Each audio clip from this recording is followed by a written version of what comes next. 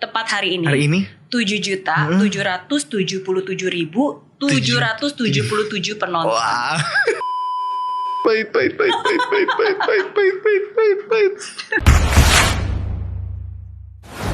KKN di Desa Penari. Lebih dari 7 juta penonton sampai hari ini. Wow. Luar biasa. Saya termasuk salah satu dari 7 juta penonton itu. Kamera nonton ya? Nonton. Wih, seneng banget. Nonton sama siapa waktu itu? Nonton sama suami. Wow. Dua. Gimana pendapatnya? Are you happy? To be honest, pertama-tama aku tuh sebenarnya nggak suka nonton film horor. Jadi itu bukan tipe film yang mau aku tonton horor, karena aku nggak suka ya horor-hororan lah gitu kan. Tapi kenapa aku tertarik untuk nonton KKN di Desa Penari? Karena itu bukan hanya memang genrenya horor, tapi tertarik karena kisah nyatanya diadaptasi oleh kisah nyata. Dan katanya kan berapa ya, 80% true story. Bener gak? Sebenarnya inspired by true events ya. Jadi memang kalau sepertinya sih, kalau dugaan aku mungkin emang ada yang disesuaikan untuk kebutuhan film atau misalnya kebutuhan sesuai yang lebih bisa di-relate orang lah gitu. Cuman memang the story is inspired by true events. Dan saya selalu percaya, because saya selalu punya interest untuk true event, true stories, kejadian-kejadian nyata, karena saya selalu percaya bahwa setiap kejadian itu pasti punya cerita, dan setiap cerita kan pasti bagaimanapun juga ada pelajaran berharganya, ada pengalaman berharganya, dan itulah akhirnya mempersiapkan hati, mempersiapkan diri untuk akhirnya nonton. Thank you banget loh. Appreciate banget, karena banyak juga teman-teman yang bilang, aduh takut gitu kan. Tapi aku selalu bilang bahwa KKN Desa Penari itu sebenarnya agak beda dari horor-horor Indonesia pada umumnya yang jump scare, yang apa semua segala macam. Ini lebih ke ya mistiknya. Tapi kalau misalnya emang bisa lebih ngelihat helikopter view-nya gitu ya, bahwa film ini sebenarnya punya value yang bagus banget gitu kan. Di Indonesia ada punya pepatah, di mana bumi dipijak, di situ langit junjung gitu. Jadi sebenarnya ceritanya itu salah satu value-nya yang mau disampaikan sebenarnya itu gitu. Betul. Bahwa bagaimanapun juga, dimanapun tempat kita berada harus tetap menghargai adat istiadat. Apalagi kita kan dari 270 juta penduduk ya, dari Sabang sampai Merauke, culture-nya banyak banget. Jadi kayaknya istilahnya pasti nggak bisa untuk kita memaksakan satu culture harus berlaku juga di tempat lain. Jadi harus ada adjustment, penyesuaian kayak gitu sih. Iya, setuju banget. Dan Calvin Jeremy, sebagai Anton di filmnya, beda banget loh dari yang aku tonton. Aku baru nonton beberapa hari yang lalu, sampai ketemu sekarang ini emang berbeda. Karena memang sengaja bikin jenggot dan sengaja nambahin berat badan. Ini thank you banget sebenarnya, karena diundang di podcastnya Kameri ini, jadi orang akhirnya bisa kenal juga gitu. Ya kan. Cuman memang kalau dalam dunia keaktoran gitu, ada istilahnya mungkin dibagi 3 lah, paling mendasar ya, fisiologis, sosiologis, sama psikologis gitu. Yang paling quote unquote paling mudah untuk kita rubah ya sebenarnya fisiologis, kayak berat badan, terus juga appearance di wajah, rambut, mata, jawline, segala macamnya kayak gitu. Itu memang request dari sutradara. Nah biasanya bisa kayak by request, sutradara misalnya punya visi apa. Tapi kalau dalam yang case ini, karena aku kerja sama Pak Awi lebih memberikan kebebasan sih untuk kita kayak bereksperimen. Nah biasanya kalau kayak gitu kita akan bedah skripnya. Nah itu memang ada apa ya, di dalam dunia keaktoran tuh kayak kita bisa menimbulkan empati terhadap karakter tersebut pada saat kita membaca ceritanya, sehingga dia akan memberikan informasi ke kita gitu. Jadi kalau Anton ini kan digambarkan sebagai mahasiswa tingkat akhir yang KKN ini pokoknya harus berhasil. Nah terus dia juga orangnya introvert sebenarnya. Jadi tempat hangoutnya itu adalah kamar kosannya. Dia cuma punya teman deket itu si Wahyu, yang kemana-mana dia ngikutin si Wahyu ini. So kayak Anton yang itu kocak banget ya. Yang kocak banget. Lihat mukanya aja bikin pengen ketawa. Iya. Nah aku ngerasa bahwa berarti Anton tuh kira-kira bentuk fisiologisnya seperti apa ya.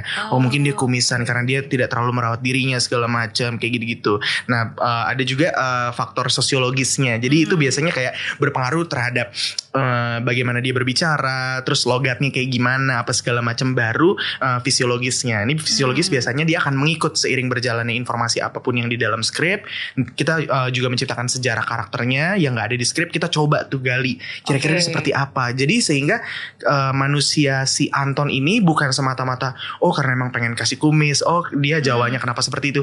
Itu ada kayak reasoning behind it gitu. Mencoba untuk mendalami dan mengeksplor ya. Segalanya bukan hanya dari segi visualnya saja ya, tapi kan tadi logat bicaranya dan kira-kira kalau misalnya karakter pembawaan seperti ini dengan latar belakang seperti ini tuh kalau merespon seperti apa, gerak-gerik tubuhnya seperti apa gitu. Akan sangat mudah kalau memang biasanya kalau kisah nyata berarti kan ada sosok orangnya, kita bisa belajar, kita bisa mengamati, ya kan. Nah, tapi kan kalau dalam hal ini kan berawal dari Twitternya Simple Man. Pernah ketemu gak sih dengan si Simple Man ini? Karena kan awal mulanya kan ceritanya dari situ. Pasti kan untuk bisa menggali karakter dan alur ceritanya kan harus dong. Sebenarnya ini tricky juga ya. Karena kita memerankan tokoh yang memang ada di dunia nyata. Tokohnya itu ada, tapi akses kita terhadap tokoh sesungguhnya itu dan informasinya itu kayak terbatas banget sih gitu. Jadi orangnya masih hidup si Anton ini? Iya dan tidak ya. Iya dan tidak. Oke. Jadi memang ada certain perjanjian sama MD Pictures yang kita mungkin nggak bisa kasih tahu ke publik. Tapi untuk menjawab pertanyaan apakah pernah ketemu Simple Man, castnya ketemu, tapi nggak semua cast itu ketemu sama orang aslinya. Gimana? Tapi ketemu sama Simple Man sebagai orang yang membuat ceritanya dia berketemu. Tapi kan tokoh-tokoh aslinya ini ada. Nah dari berenam itu aku gak bisa kasih tahu kayak siapa aja. Tapi dari berenam kita ada yang emang ketemu sama si tokoh aslinya. Dengan narasumber yang menceritakan tokoh aslinya. Wow. Gak apa-apa. Yang penting ketemu sama Simple Man ya. Yang penting ketemu sama Simple Man. Boleh kasih bocoran pria atau wanita? Kalau itu pria sih. Pria. Karena kan di waktu itu juga sempat dibocorin, tapi mukanya gak dikasih lihat. Iya, itu kan biasanya kalau profile pic atau istilah tapi pria. He's a man. Aku belum pernah jujur sebenarnya sebelum nonton aku nonton filmnya dulu sebelum tahu tentang Twitternya dan seterusnya.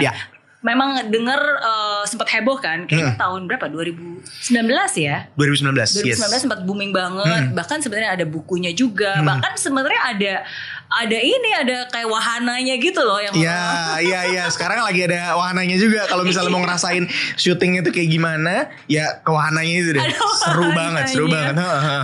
Udah pernah. Udah ke wahananya udah. Kebetulan ini lagi di salah satu mall di Sudirman kan. Di situ memang dia buka wahananya untuk kayak bisa masuk dan ngerasain. Dan pada saat aku nyobain waktu pas promo Media Visit kemarin, itu emang waktu syuting tuh more or less kayak begitu sih, menakutkannya dan kayak darknya kayak gitu. Oke. Ini ada hal yang menarik ya. Jadi kan sebelum untuk hari ini nih, kan aku tahu udah nembus 7 juta.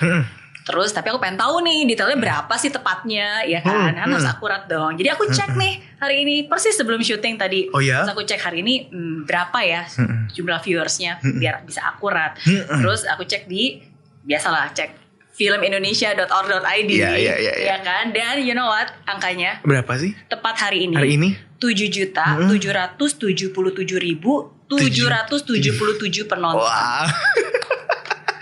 7777777. Iya. Dan angkanya juga ada 7. 7. Oh iya ya. Iya benar.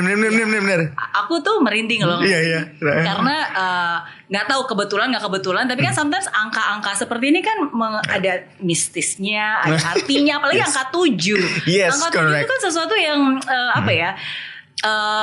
alam semesta, beberapa agama itu angka yang sangat istimewa sebenarnya. Benar nggak? Kalau buat aku sebenarnya 7 tuh kayak angka rest, istirahat gitu. Istirahat dalam arti kata rest, relax itu bukan terus kita nggak ngapa-ngapain, bukan laid back atau bukan rebahan, tapi relax tuh lu bisa busy, kita bisa busy, tapi kalau misalnya pikirannya rest, relax, kita akan terbantu untuk mengambil keputusan yang tepat. So 7 is a perfect number. Setuju.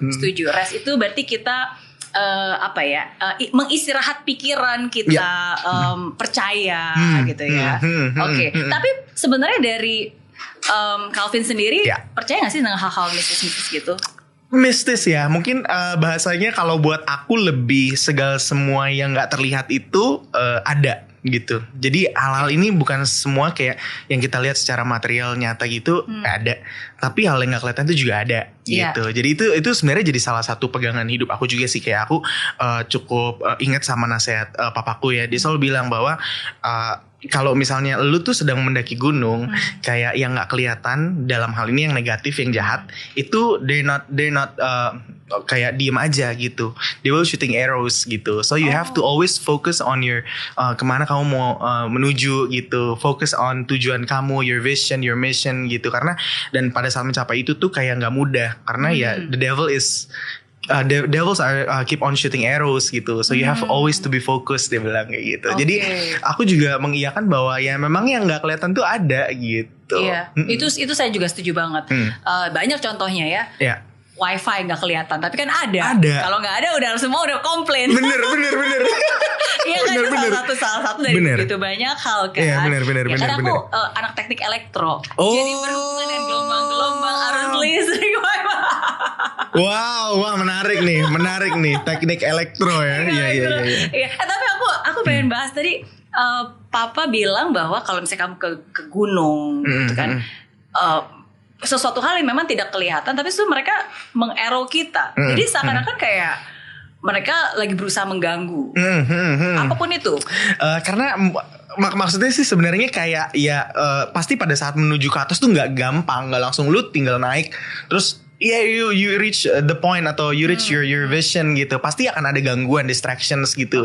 Kalau misalnya pepatah juga bilang kan kayak makin di atas makin inilah anginnya makin kenceng gitu kan. Jadi itu untuk membuat aku untuk kayak stay on the track, kayak untuk terus fokus kayak gitu sih. Iya. Dan kalau itu aku setuju banget. Karena kan apapun juga the devil, maksudnya hal-hal yang jahat gitu. Saya percaya mereka tuh nggak bisa mencelakakan kita.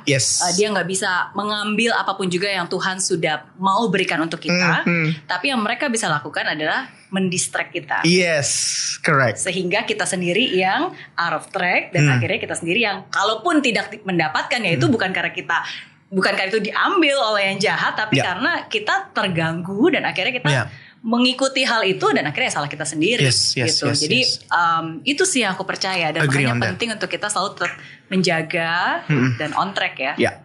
Correct. Setuju banget. Mengenai apa namanya angka 7 ya. Ini sharing sedikit nih. Aku ada satu kayak scripture sih. Jadi ada satu dibilang kayak kalau nggak salah ya. Ini maksudnya bukannya mengeneralisasi agama tertentu. Cuman ada satu ayat Alkitab tuh yang bilang bersatu jalan musuh menyerang, bertujuh jalan mereka lari daripada hadapanku, dibilang. Wow. Artinya itu apa katanya? Jadi kalau misalnya ditelaah lagi ya lebih dalam, bersatu jalan musuh menyerang itu cuma satu jalannya si musuh itu, yaitu melalui hati yang gentar. Jadi kalau misalnya khawatir, takut segala macam, itu mulai kita mengambil keputusannya salah, apa segala macam, emosi apa sih. Tapi kalau kenapa mereka menyerang satu jalan, tapi kenapa mereka larinya 7 jalan? Karena di hari ke-7 Tuhan istirahat. Jadi pada saat hatinya rest, hatinya relax, si musuh yang menyerang itu akan lari ber-7 jalan, lari tunggang langgang sampai 7 jalan. Jadi filosofi wisdom di balik itu adalah kan angka tuh selalu ada artinya kan, bersatu bertujuh. Jadi 7 is a rest, relax. Wow. Ya, gitu. Nanti bisa dicari itu bilangan apa aku lupa. Iya. Tapi aku percaya banget. Aku setuju banget. Setuju. Right? Setuju tuh actually bagus ya. 1-7 ya kan? Oh iya. Kita hari ini jadi ngomongin ini ya. Angka. Iya. Iya, tapi emang setuju banget sih. Bahwa ya sometimes kadang-kadang mungkin ini sesuatu hal yang orang bisa percaya, orang bisa nggak percaya. Tapi apapun juga yang kita percaya dan kita yakini itu akan terjadi. Asalkan, maksudnya kalau orang nanya ke saya, percaya nggak sih akan hal-hal yang kayak tadi angka lah, apapun itulah kebetulan lah. Ya kalau buat saya asalkan itu membawa sesuatu hal yang baik dan membawa saya ke jalan yang baik, membuat saya menjadi lebih semangat, lebih baik gitu kan, dan hasilnya baik, ya nggak apa-apa, saya akan percaya gitu. Tapi kalau misalnya itu membuat saya khawatir, membuat kita takut, ya kan, membuat kita jadi apa ya, overthinking yang berlebih ya, gitu. Udah lupakan aja, nggak perlu dipercaya. Rest, relax. Gitu. Ya nggak? Rest and relax. Oke.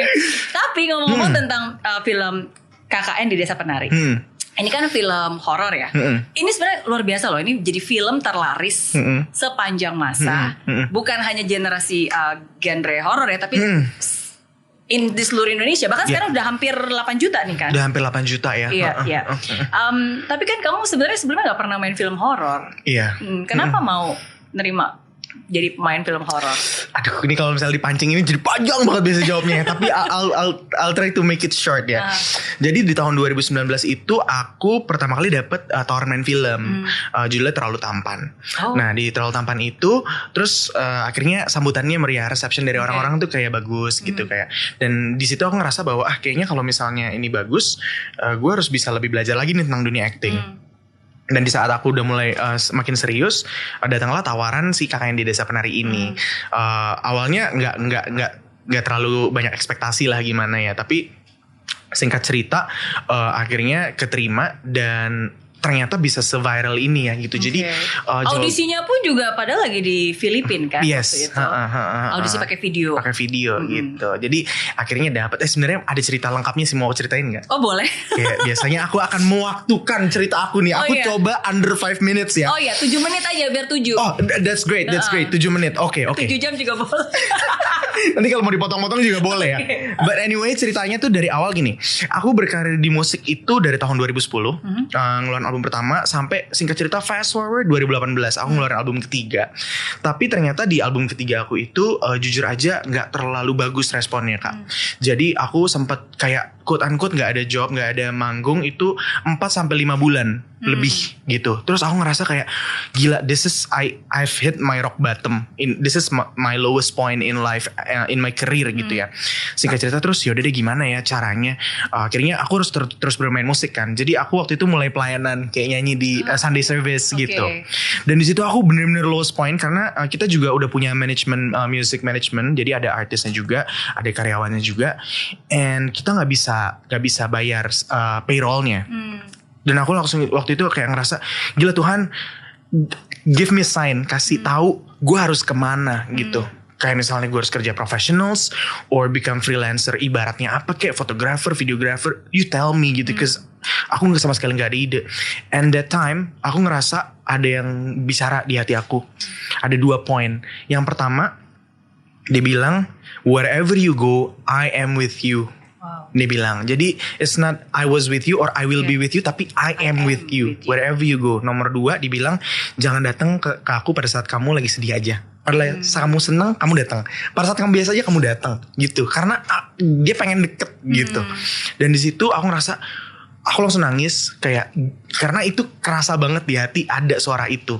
Dan pada saat pulang dari Sunday service itu aku sama pacar aku yang sekarang jadi istri aku, dia bilang kamu coba deh ambil sesuatu yang emang kamu suka gitu. Dan aku dengan berapi-api aku ngerasa this is the answer from God.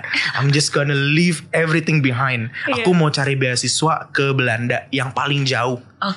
Pokoknya entrepreneur, nanti gue pengen bikin apa segala macam. Pokoknya udah gue pengen tinggalin. Di momen itu semenjak hari itu sampai 1,5 bulan ke depan yang aku kerjain cuman aku belajar TOEFL, aku belajar GMAT karena aku pengen dapat beasiswa. Nah di tengah-tengah itu tiba-tiba Kak ada satu job. Apa?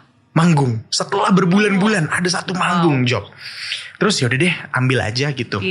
This is going to be my last performance gitu. Abis itu gue mau kejar beasiswa dan gue mau tinggalin semua karena benar-benar udah kering banget waktu itu. Dan ada di situ. Nah tiba-tiba sehari sebelum manggung aku dapat telepon dari Nikita Willy. Calvin apa kabar gitu, kamu mau main film nggak gitu. Terus aku jawabnya udah bitter banget kayak ya udah boleh, kapan castingnya, soalnya gue juga udah mau cabut nih gitu. Gue lagi fokus ngerjain ini. Oh yaudah nanti castingnya segala macam tetap belajar TOEFL, tetap belajar GMAT dan tetap manggung. Akhirnya udah bilang terakhir tetap casting dan keterima Kak. Keterima. Wow. Di hari pertama aku syuting Terlalu Tampan itu tes TOEFL ku keluar Kak. Jadi minimal tuh 82. Iya. Kan ada 5 section. Aku belajarin 4-4-nya, yang terakhir speaking. Cause I was thinking speaking pasti lulus lah, gak usah gue pelajarin. 4 ini yang gue harus pelajarin. 4-4-nya di hari pertama aku syuting, jadi jam 5 pagi itu dapat email hasilnya. Itu tuh supir jemputan Terlalu Tampan udah di depan. Dan tiba-tiba tes email Gmailnya keluar gitu, TOEFL-nya. Coba lihat hasilnya. Tahu gak Kak, dari 5 ini, yang 4 aku sangat usahakan dengan kemampuan aku sendiri, gagal total, nilainya 72 atau 74 gitu. Cuman 1 yang gak aku pelajarin malah masuk gitu. Dan di situ the same voice that spoke to me when I was in a Sunday service ngomong lagi. Dia bilang, if you want to retake the test, remember the first thing I said to you, I am with you. Lu boleh ambil tes itu dan I'm with you gitu.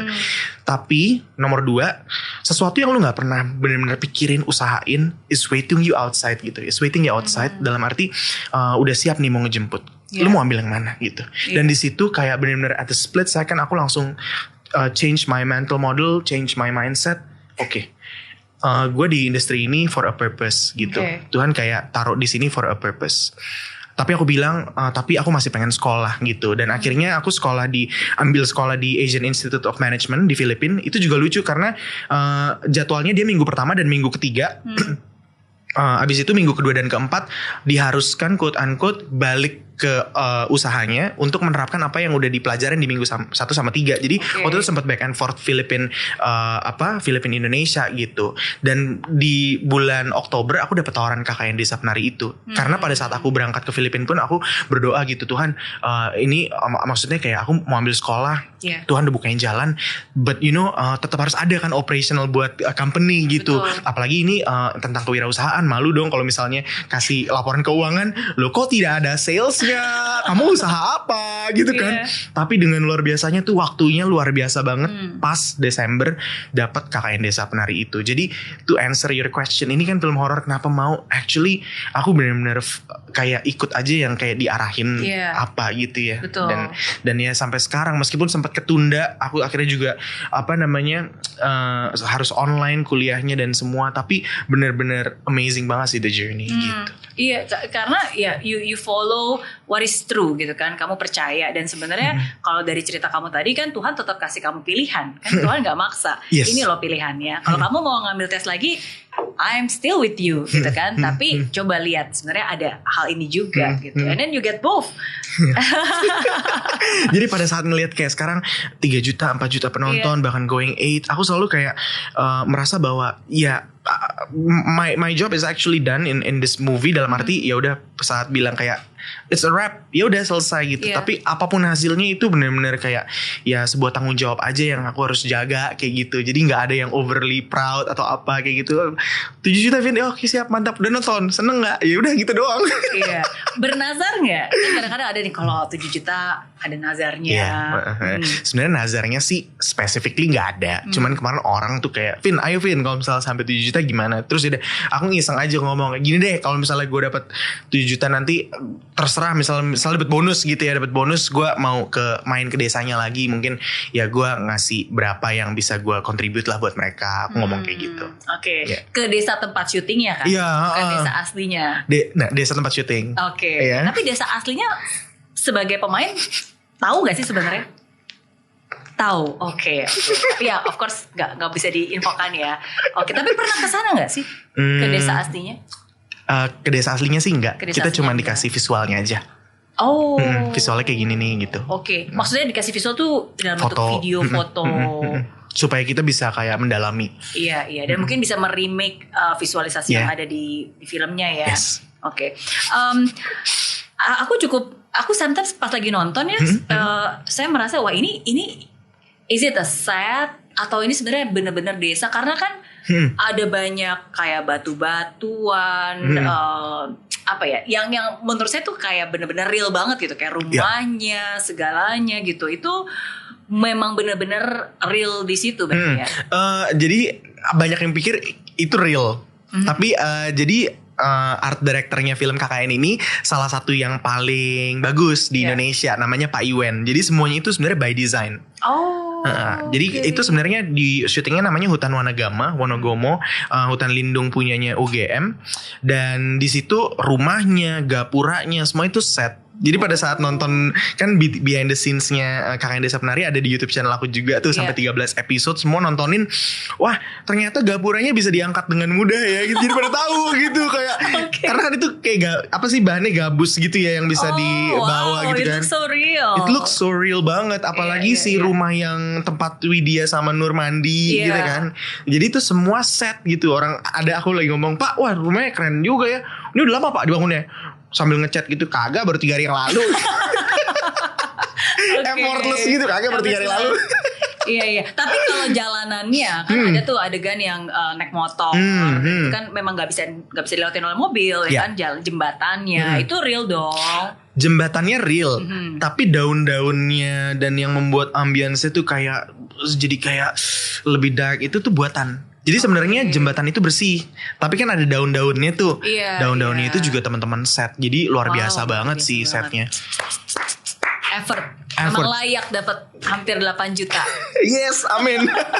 Jadi sebenarnya kalau membuat sebuah film tuh kita istilahnya ensemble.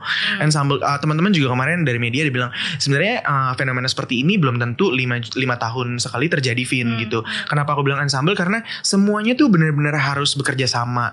Bahkan mulai dari yang ibaratnya paling kecil ya, kontribusinya itu mempunyai kontribusi terhadap kesuksesan film ini gitu. Jadi aku diajarin juga, misalnya let's say jangan lu pikir ada istilahnya PU kan, pembantu umum gitu.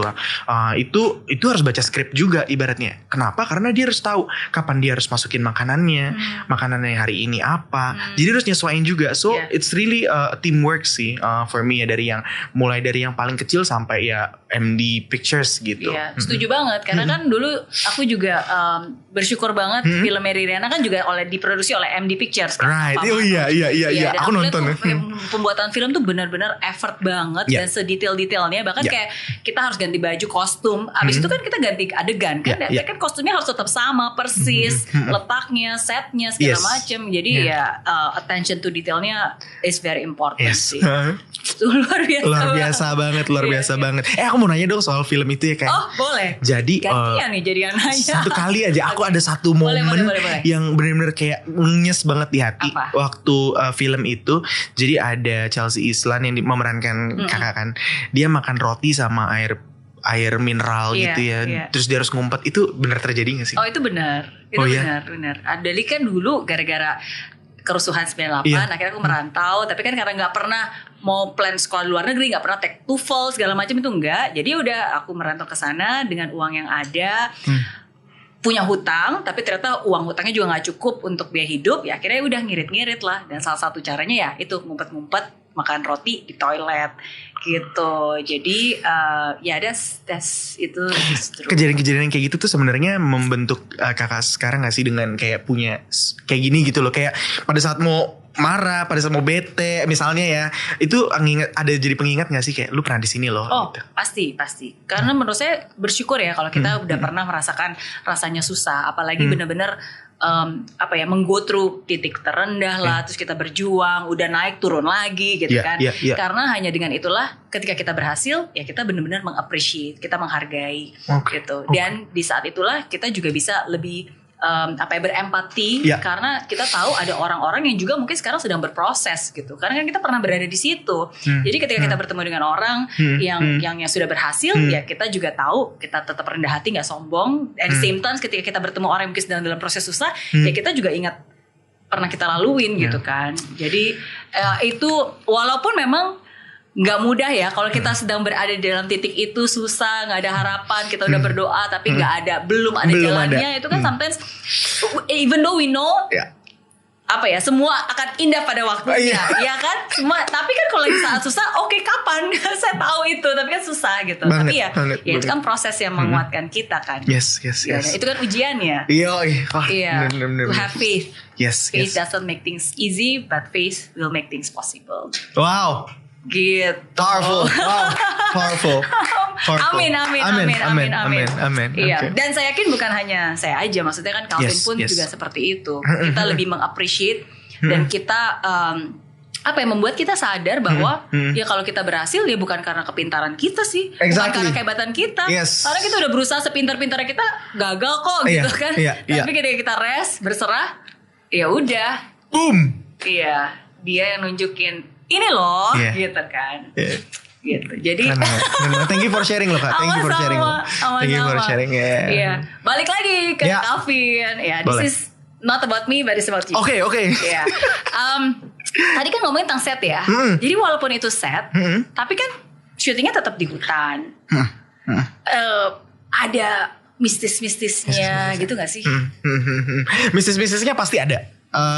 Karena kita kan juga ya tempat syuting yang selama ini bukan tempat yang setiap hari dilaluin orang, setiap hari rame gitu ya. Salah satunya waktu itu ada satu peran namanya Adinda Thomas yang berperan sebagai Widya. Pada saat dia dililit ular itu, dia harus ke satu lokasi yang ada air terjunnya, dan memang sebelum syuting itu diwanti-wanti bahwa ini tempatnya sebenarnya agak red zone dalam arti nggak banyak orang yang bisa ke situ.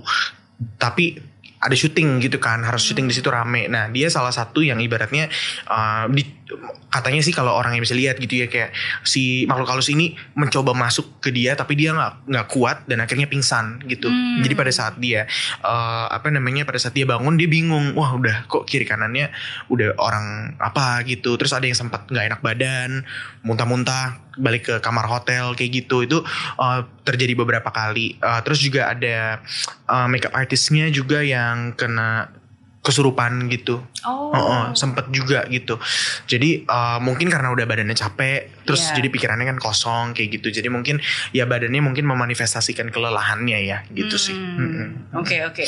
Berarti sebelum lanjut kita tes dulu nih kalau gitu. Waduh, dites lo gila sama kamera ini. Iya, tesnya ini nih. Wow. Secangkir kopi. Waduh. Aduk dulu ya. Semoga. Mau ngetes dulu nih. Pahit. Oke, yang udah nonton film KKN pasti tahu adik. Oh my god. Pahit.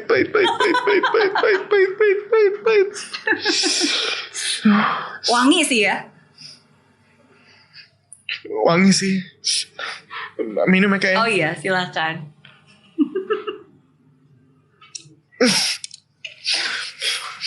Pahit Kak. Yang bener. Kalau yang manis cuma kopi M soalnya.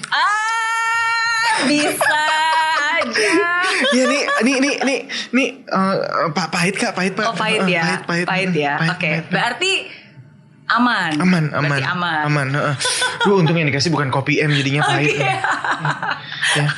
Ya, jadi buat kalian yang lagi nonton, komen di bawah, komen yang paling menarik akan mendapatkan voucher dari kopi M. Boleh ya? Boleh. Beneran. Walaupun impromptu gak apa-apa. Ntar bagi-bagi rezeki gimana. Bener. Tapi ini sebenarnya ini sebenarnya mitos atau memang beneran? Ini salah satu cara atau ritual yang memang jadi kebiasaan. Soalnya kan itu sesuatu yang ada di ceritanya ya, Kak. Jadi mungkin memang ini satu ritual yang ada di desa penari tersebut. Jadi untuk ngetes gitu kan juga dijelaskan sama Pak Prabu juga bahwa kalau misalnya lu ngerasa manis itu berarti ibaratnya disenengin lah gitu. Berdarah hangat katanya. Berdarah hangat, betul. Jadi istilahnya ya mungkin itu salah satu cara di lokasi tersebut untuk identify lah ada gangguan nggak nih gitu kan. Kalau di Indonesia ya itu lagi ya, banyak sekali culture-nya gitu. Jadi kayak setiap tempat tuh pasti punya caranya masing-masing untuk mengidentifikasi gitu. Iya. Walaupun mungkin pemikiran tidak sama tapi tetap harus kita hargai. Betul sekali. Kan? Karena mungkin cara pandang kita berbeda. Yang kita yakini mungkin berbeda. Tapi bagaimanapun juga ya walaupun berbeda tetap kita menghargai dan merespek gitu. Nggak boleh mengecilkan, nggak boleh juga mendinai atau ngerasa yang paling ini paling gitu benar, ya. ini salah. Betul. Itu sih yang aku sungguh-sungguh belajar dari film KKN di Desa Penari. Correct. Wah, keren banget. Tapi ini penasaran kenapa dari semua 6 yang ada di yang KKN di Desa Penari, iya kan? Cuma kamu yang nggak pernah diganggu oleh si Badarawuhi itu. Badarawuhi itu. Sebenarnya ini banyak banget jawaban netizen yang lucu-lucu gitu. Katanya Anton tuh nggak good looking katanya. Emang bener sih, dekil banget ya. Nggak pernah mandi, males gitu. Terus ada yang bilang udah vaksin. Oh iya, nggak diganggu gara-gara udah vaksin, udah booster juga kali. Udah booster juga, udah 3 kali. Bener sih. Ada yang bilang karena dia sign in Peduli Lindungi dulu. Oh iya, bisa jadi. Bisa jadi. Jadi ada yang melindungi. Ada yang melindungi. Dan ada yang peduli. Ada yang peduli. Bener, ada yang peduli. Ada yang bilang istilahnya kodamnya tuh yang ngejagain tuh banyak gitu ya. Tapi sebenarnya sebenar-benarnya sebagai orang yang menghidupkan karakter Anton, aku pun nggak tahu kan. Udah menunggu ya coba deh. Padahal pengen digangguin. Kayak ganggu supaya saya screen time banyak gitu kan. Mungkin kalau dari bahasa teknisnya karena banyak yang nggak dimasukkan ke dalam scene, misalnya seperti itu. Tapi aku juga baru sadar setelah si akun di Henry siapa gitu di TikTok ini yang membuat ada satu yang gak digangguin. So aku pikir bener juga ya, gue gak digangguin gitu selama film gitu kan. Terus kasih tahu ke keluarga kan biasanya, emang apa nih ada lagi viral nih di TikTok. Bagus, itu karena doa mama papa kamu tidak diganggu. Banyak yang mendoakan. Banyak yang mendoakan. Sampai aku bilang, kan ada kawan gereja juga kan. Jadi sebelum syuting tuh dia datang ke Jogja. Terus kayak ya biasa lah kita kayak makan. Terus kayak kita gue lagi syuting nih di sini. Kita doa bro, kita sama-sama doa gitu. Terus pas ada viral itu terus aku kirim ke dia, bro nih gara-gara kita berdoa nih bro. Doa emang mukjizat. Ajaib penangkal. Aduh kocak sih, cuman ya itu bergulir di sosial media ya. Pada akhirnya aku juga bersyukur gitu kayak banyak pembahasan daripada netizen gitu, dan semua komennya lucu-lucu yang kayak Anton jelek, Anton dekil, Anton gak pernah mandi gitu. Tapi kan itu kan ya omongan netizen ya, jadi kita anggap lucu aja gitu. Tapi pas aku nonton film itu sebenarnya itu komentar kita berdua sih. Maksudnya aduh paling kasihan tuh si Anton ini. Kasihan karena dia gak tahu apa-apa. Ya kan gak tahu, gak pernah. Maksudnya tiba-tiba langsung yuk kita cabut, nggak bisa di sini lagi gitu kan. What's going on, kamu nggak pernah tahu apa yang mereka lakukan, kamu nggak pernah tahu apa yang terjadi gitu kan. Bener. Dan waktu itu aku si karakter Anton ini mempunyai kepentingan bahwa kakak ini harus selesai. Karena misalnya kalau gak selesai dia DO ceritanya kan? Betul. Jadi kayak sebenarnya yang menahan mereka ini kayak ini gak bisa dicoba dulu karena gue punya kepentingan loh di sini. Dan sebenarnya ceritanya itu kan kalau Wahyu sama Anton adalah 2 orang pelengkap karena mereka gak bisa KKN berempat aja. Jadi harus nambah member dan kita berdua. Sebenarnya kalau secara pertemanan ini agak-agak outliers nih si Anton sama Wahyu gitu. Oh jadi sebenarnya yang berteman itu si 4 ini. Iya si 4 ini, Nur, Widya, Bima sama Nur, Widya, Bima sama Ayu. Oh iya betul gitu. Jadi kayak gue gak tahu apa-apa gitu. Cuman balik lagi kalau misalnya aku mencoba menganalisa ya kenapa dia gak diganggu. Mungkin karena orangnya bilang santuy bahasa anak netizen kan santuy, relax gitu ya. Itu sih kayak chill aja gitu. Betul. Dan selalu berpikir positif sih. Maksudnya kalau aku lihat lagi ke filmnya, ini harusnya bukan spoiler ya. Atau justru membuat orang lagi penasaran. Sebenarnya si Wahyu itu harusnya gak akan diganggu. Tapi gara-gara pas lagi dia naik motor, terus dia mulai nih, wah kalau mogok gimana ya gitu. Tiba-tiba mogok beneran kan. Bener. Hati-hati dengan kata-kata. Bener. Kata-kata bisa jadi nyata. Kata-kata bisa jadi nyata. Itu pertama kali nonton dan beberapa kali nonton ya di bioskop pada saat Wit, Kak ngomong dong biar aku tahu kamu di belakang nih ngomong gitu. Wit, kalau misalnya tiba-tiba motornya mogok gimana. Itu satu bioskop langsung terus langsung mati. Hati-hati nggak boleh ya, karena ya itu kan sometimes kadang-kadang kalau misalnya tadi Calvin bilang bahwa anggap aja nih misalnya kayak memang ada yang nggak bisa kita lihat dan memang mereka nggak bisa menjahatkan kita tapi mereka bisa mengganggu. Nah kalau kita berprasangka buruk, berkata-kata buruk, itu kesempatan buat dia nyamber dan ya udah terjadilah gitu kan. Jadi kita nggak harus menjaga. Sebagai teknik elektro pasti ya kan. Oh iya. Karena kalau wave itu nyata kan. Betul, 2 frekuensi yang sama nyambung nyata. Iya kan. Makanya antena di TV sama channel TV kalau frekuensinya beda nggak muncul tuh semut-semut. Tapi kalau frekuensinya sama muncul gambarnya. Keren. Gitu. Keren. Tapi serius loh. Kadang-kadang kita pikir aduh jangan sampai mogok, jangan sampai diputusin, jangan sampai gagal. Ya itu kan kadang-kadang kekhawatiran yang berlebihan dengan kata-kata yang kita yakini walaupun itu negatif ya jadi celah.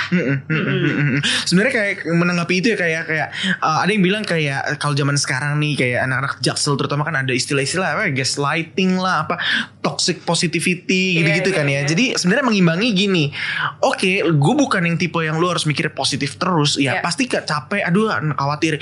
Tapi kalau aku dan sekeluarga tuh ngebiasain gini, kalau lu nggak bisa ngomong positif, lebih baik lu diem. Oh iya. Jadi kalau misalnya emang lu lagi khawatir pikirannya, istirahat dulu. Iya.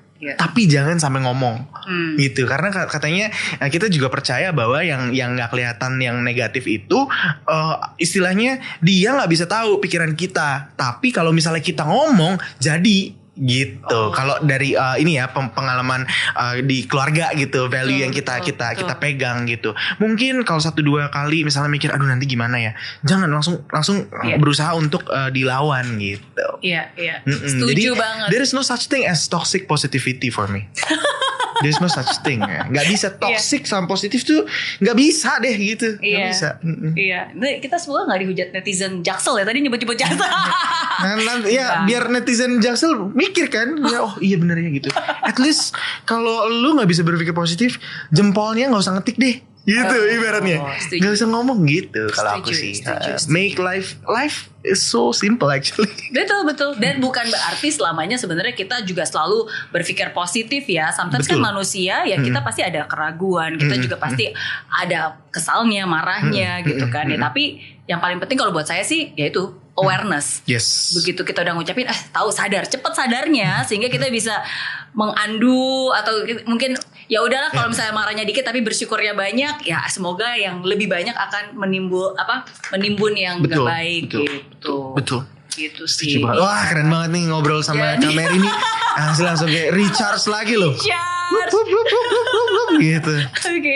Hal termistis apa yang pernah terjadi di kamu selama proses KKN? Film. Buat pribadi ya. Buat pribadi itu jadi gini Kak, kayak kan aku tadi cerita kan dari 2010 2018 sempet down, akhirnya dapat film lagi, ngerasa naik lagi, harus kuliah. Nih, hal termistis adalah ini termistis banget. Sebenarnya kalau di lokasi syuting ya ngelihat yang merinding gitu ya udah biasa. Tapi percayalah. Ngelihat gitu maksudnya melihat kayak syuting kayak wah ada orang misalnya dikelilingi hantu-hantu si yang pemeran pembantunya itu merinding gitu loh. Karena energinya kan kita juga bisa ngerasa gitu. Tapi hal yang paling menakutkan adalah pada saat gue udah ready banget nih 19 Maret 2020 KKN di Desa Penari bakal jadi yang paling on the top deh film apa segala macem. Tanggal 15 Maret 2020 kita dibilang siap-siap ya bakal di reschedule, paling mundur berapa bulan lah. 17 Maret lockdown 3 bulan. Itu horor banget sih, kayak lebih horor dari film horor. Kalau ngelihat hantu ya amit-amit gitu ibaratnya kayak serem udah gitu. Tapi ini 2 tahun berproses itu horor sih. Kalau misalnya ngeliat lagi aduh berat banget ya gitu. Tapi ya anyway udah dilewatin dan justru dalam 2 tahun tuh memproses untuk kayak punya mindset yang lebih ready untuk menerima semua animo ini, jadi lebih siap gitu. Dan semua indah pada waktunya. As cheesy as it sounds, it's true. But it is true. It is true. Iya. Wow. Nanti akan ada KKN di Desa Penari 2 gak nih? Wah, itu sih saya menyerahkan kepada MD, Pak Manoj semua ya gitu. Kalau orang-orang kan bilang kayak wah biasanya kalau film horor sukses ada sequelnya apa segala macam. Aku selalu menganggap bahwa sebagai seorang aktor we are all designers of a human gitu ya. Jadi pada saat memang dipanggil dibutuhkan, oke, kita jalan. Tapi pada saat misalnya casting nih, udah ngarep banget, gue pengen banget memerankan pemain ini, tapi ternyata nggak jadi, lebih legowo gitu. Berarti tandanya akan ada manusia lain yang lebih cocok untuk menghidupkan karakter tersebut gitu. Jadi menjawab pertanyaannya apakah ada, kita dengerin voice of customersnya lah. Oke. Pokoknya kita tunggu. Kalau misalnya pada netizen nih, Pak, ayo Pak, bikin Pak gitu ya. Pak, saya siap pokoknya langsung ya. gitu. Tapi pasti udah banyak film-film tawaran berikutnya nih. Puji Tuhan senang banget juga ya, ada beberapa film yang masih nunggu tanggal tayang. Jadi ada judulnya Hantu Baru, kemarin udah sempat syuting. Judulnya kayak Hantu Baru, tapi sebenarnya filmnya very fun, light dan treatmentnya juga baru. Belum pernah ada film yang treatmentnya seperti ini. Dan itu hopefully keluar sekitar bulan Juli. Itu produksinya Pak Reski Aditya sama Citra Kirana. Dia bikin video production house dan itu film pertamanya. Terus juga ada series judulnya Little Cupcakes Called Love. Itu juga lagi nunggu tanggal tayangnya gitu. Dan kedepannya semoga bisa makin banyak lagi. Amin. Gitu. Amin. Oke, gitu. 2 pertanyaan terakhir. Sebenarnya masih banyak yang pengen diobrolin. Seru banget loh ini nih. Udah 40 menit lebih gak kerasa loh ya. Thank you. Oke, apa ya? Saya yakin kan, maksudnya kalau kita mau masuk ke ranah, bukan ranah sih sebutnya, nanti salah ngomong lagi. Intinya karena saya sendiri pun sebenarnya nggak terlalu suka hal-hal yang berbau horor. Dan sebisa mungkin sebenarnya saya nggak akan ke arah sana, atau sebisa mungkin ya udah nggak apa-apa, ini duniaku, ini duniamu, ya udah kita saling merespek gitu kan. Nah tapi kan ketika kamu harus involve di situ, harus berada di situ, harus mendalami dan banyak hal gitu kan. Pasti kan kamu harus memagari diri kamu, membentengi, memperisaikan diri kamu. Apa yang kamu lakukan? Ada nggak hal-hal khusus yang kamu lakukan untuk bisa menjaga kamu gitu? Iya.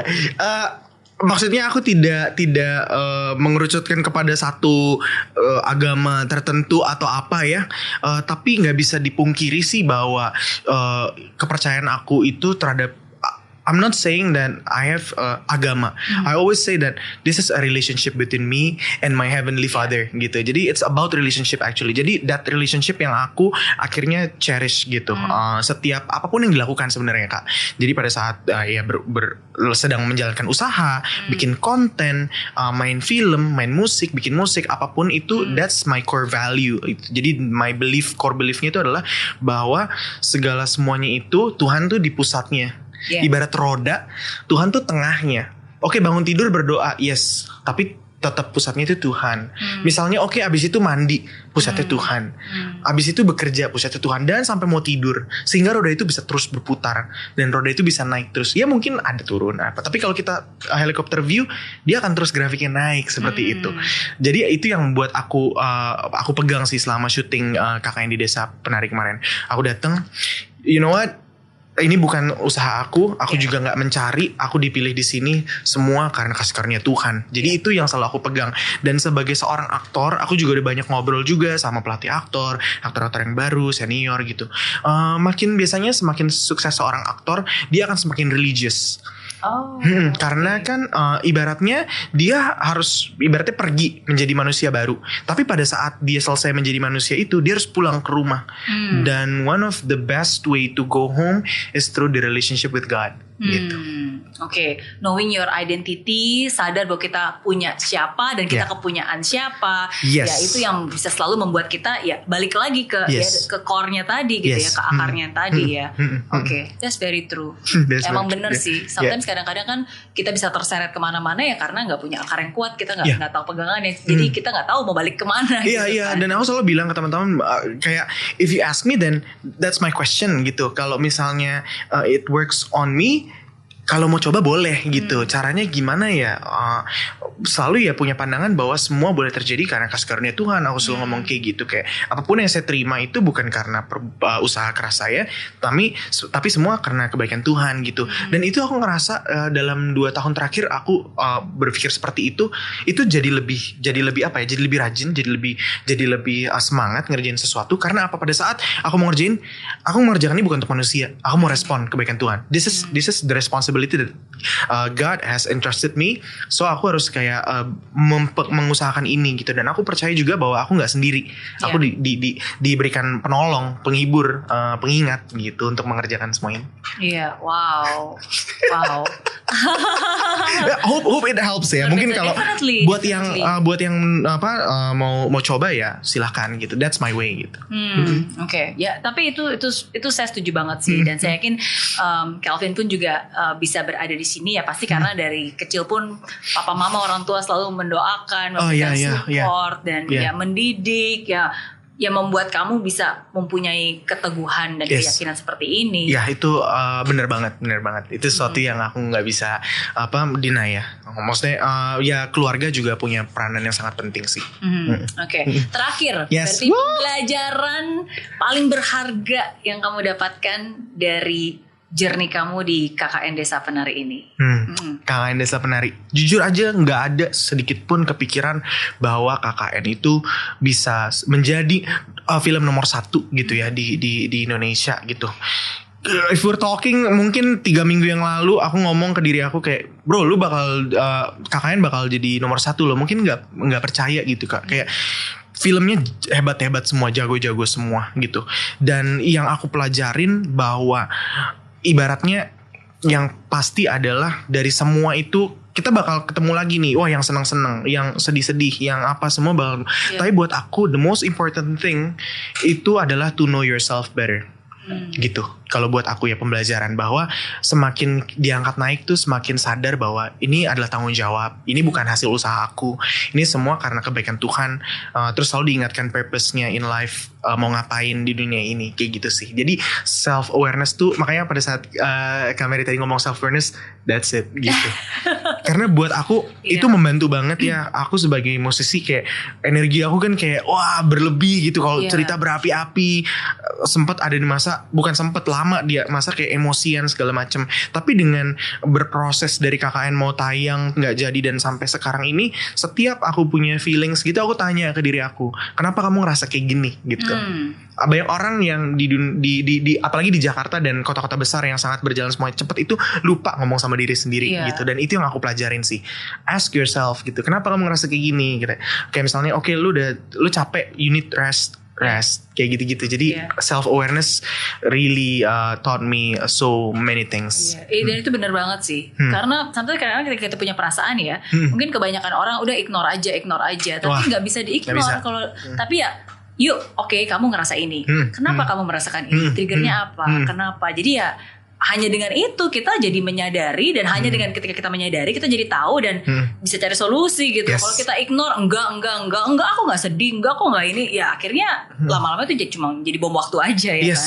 Yes. Dan momen pertama kali aku sadar itu adalah this quote yang bilang it's okay not to be okay.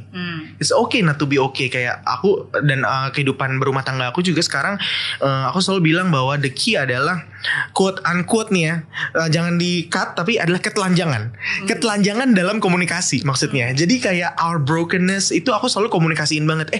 Aku ngerasa kayak gini, aku ngerasa kayaknya root problemnya ini deh, what do you think gitu. Nanti kita akan berproses bersama gitu. So knowing yourself is one of the most important things. Setuju. Setuju. Tapi aku belajar banyak banget sih dari hari ini dan juga dari film KKN. Seperti tadi saya bilang, itu bukan jenis film yang biasanya selalu aku tonton, tapi aku sengaja nonton karena saya tahu pasti ada maknanya. Dan memang benar, satu hal yang aku pelajari banget sih, benar-benar there's no shortcut to success ya. Maksudnya apapun itu, dan seringkali cara orang-orang negatif atau roh-roh negatif itu mengattract kita kan dengan itu shortcut. Pengen dapat pacar, pengen dapat gebetan, akhirnya udah pakai cara ini aja, pakai selendang ini, pakai ini gitu. Dan ketika kita kita coba-coba, tapi sebenarnya tanpa kita sadari kita sedang mengikat perjanjian itu, dan itu akan benar-benar mengikat, itu nggak bakal bisa lepas, susah sekali gitu. Jadi harus benar-benar aware, sadar, tahu, dan banyak-banyak berdoa. Knowing yourself better. Sukses terus buat Calvin. Kak, sukses terus ya. Thank you banget udah sharing. Aku juga belajar banyak, dan pasti yang nonton juga belajar banyak. Thank you so much. Sama-sama. Ya, ditunggu film berikutnya. Ditunggu lagu berikutnya juga. Ditunggu semua yang baik-baik dalam hidup kamu. Yes Kak, dan juga Kak Mary tetap semangat untuk memberikan dampak dari Indonesia untuk dunia ya. Amin. Wah, tahu nih. Oke, sukses terus dan jangan lupa untuk subscribe channel YouTube. Subscribe YouTube channelnya Kameri dan juga subscribe juga YouTube channelnya apa? Calvin Jeremy dan Epic Network. Oke, sukses terus. God bless you. God bless you. Bye.